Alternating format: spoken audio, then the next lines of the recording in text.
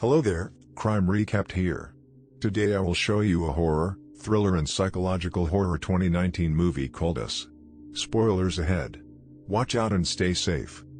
Santa Cruz, California. 1986. A young Adelaide goes to the beach on a trip with her parents Rain and Russell. After Russell wins Adelaide a Michael Jackson Thriller t-shirt at a carnival game and plays whack-a-mole, Adelaide wanders off and encounters a homeless man with a Jeremiah 11:11 placard and then walks into a nearby funhouse. Inside, she's terrified by the mirrors and vibe of the place and eventually comes face to face with an exact doppelganger. The incident scares her. Sometime later, Adelaide is refusing to talk as her parents worry about her. The therapist tells them to make Adelaide tell her story through the form of anything: reading, writing, or dance.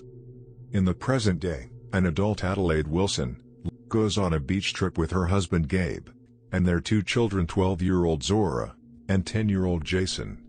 While the family has lunch at their beach house, we find out several things. One is that the beach trip was to help the children cope with the death of their grandmother, and the other is that Adelaide appears to still be terrified of the idea of going to the beach because of what happened before and refuses to go. After some persuasion, however, she reluctantly agrees to join her family to go to the beach. On the way, the family sees a man being brought into an ambulance. It is the same homeless man that Adelaide encountered many years ago with the Jeremiah 11:11 placard. At the beach, the Wilson family meets their friend the Tylers, comprising of Kitty, Josh, and their twin teenage daughters Gwen and Maggie. While the kids are all at the beach, Kitty and Adelaide talk about Adelaide's soft-spoken nature and her past as a young ballet dancer. Jason soon wanders off on his own and finds a man with his arms stretched out dripping with blood. Adelaide notices her son missing and panicking, eventually finds Jason and decides that it's time for the family to go back to the house. Later that night, after the family settles down, Adelaide tells Gabe all about her childhood trauma and worries that recent events mean that her doppelganger is coming to get her. Gabe tells her not to worry. And almost instantly, the power goes off. As Gabe is about to run the backup generator, Jason alerts the family that there's a family in their driveway. Adelaide quickly calls 911 while Gabe attempts to scare the family off. Eventually, the family begins entering the Wilsons' house, and one of the figures hits Gabe with a baseball bat while everyone else corners them in the living room. Inside the living room, the Wilsons get a better look at the family. And it is all doppelgangers of themselves. All of them wearing red jumpsuits and wielding a pair of scissors.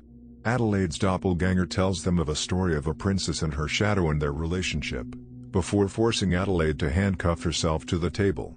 She then makes Zora run away from the house with her doppelganger in hot pursuit, makes Jason join his to play, and his Gabes drag him off to a boat.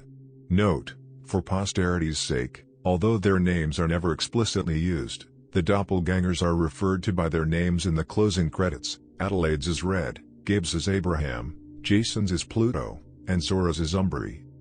From this point on, we encounter the family dealing with their doubles in several ways. After running far away, Zora thinks she's outrun her doppelganger Umbri, only for her to appear on the top of a car. A neighbor spots the commotion and confronts them. But Umbri murders him with her scissors while Zora escapes. Abraham drags an unconscious Gabe all the way to the family's boat and then places him inside a bag. Gabe eventually awakens and successfully throws Abraham overboard. Later on, however, the boat engine fails, and Gabe falls in the water. He ultimately makes his way back to the boat, only for Abraham to emerge and grab him. After a fight, Gabe manages to turn on the boat's engine in time, completely eviscerating Abraham. Back at the house, Jason leads Pluto inside a closet and notices that he mirrors his actions almost simultaneously. He takes off his mask and finds that the lower half of Pluto's face is burned off. Jason impresses him with a magic trick, but when Pluto demands that he do the trick again, he successfully traps him in the closet and escapes. Meanwhile, Red holds Adelaide hostage in the living room and begins trying to slam her face against the glass table, but the commotion caused by Jason's escape leads her away. In a panic, Adelaide manages to get the fireplace poker, destroys the leg of the table, and get Jason.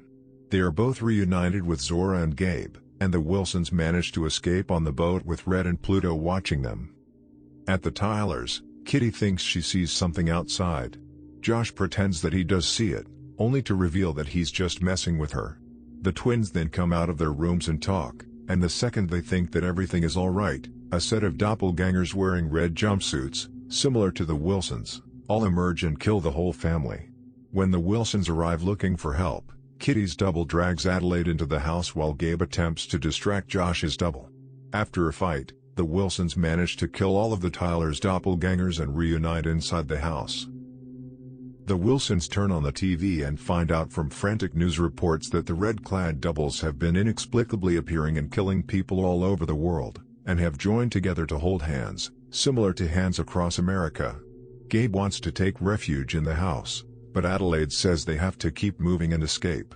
The family decides to take the Tyler's car, but when Adelaide looks for the key, a still-living Kitty's doppelganger attacks her. She manages to kill her, but when the family gets to the car, Umbri appears. After a chase sequence, they manage to kill Umbri when they speed up and abruptly stop the vehicle, causing her to fly into a tree. It is now morning, and the Wilsons get to the boardwalk. At the boardwalk, they see their original car burning with Pluto standing in front. Adelaide decides to get out and walk to him, and soon realizes that it's a trap. Jason acts fast and makes Pluto walk backwards into the burning car, and just as the family thinks it's over, Red grabs Jason. Adelaide runs after them, while Zora and Gabe see that the beach is now full of red-clad doppelgangers joining hands. Adelaide makes her way back to the funhouse and goes all the way down into an underground tunnel with rabbits roaming free. She finds Red inside one of the many rooms, and Red explains her plan. Red says that all this time, the underground facility, presumably a part of the dimension of hell, has been filled with everyone's doppelgangers, and now it is their time to be on the surface. She says that she has always been a part of Adelaide, and when she was a ballet dancer as a kid, it led her out of the tunnels and into the funhouse where they met. It took her a long time, but a plan was made with everyone in the tunnel which was now being executed. After a fight, Adelaide manages to overpower Red and kills her by impaling her to the fireplace poker and gets Jason back. The family reunites and drives away. All is good, and everyone looks relieved until a quick flashback shows that when Red met Adelaide in the funhouse all those years ago, she knocked her out, took her Thriller t-shirt, and went off into the real world. The Adelaide we've been watching for the whole movie is actually the doppelganger, and Red was simply the real Adelaide getting her revenge. This also explains why Red is the only one of the doubles to have concrete speech while all the other doppelgangers in the film have guttural, animalistic sounds. Jason appears to realize the truth, and puts his mask on uneasily. The film ends with a zoom out showing all the red doppelgangers around the United States joined together, holding hands, similar to Hands Across America, with news and police helicopters surveying them from above. And this is how the film ends. Let us know which movie should we go back and recap next in the comments down below, and consider hitting that subscribe button if you liked our video.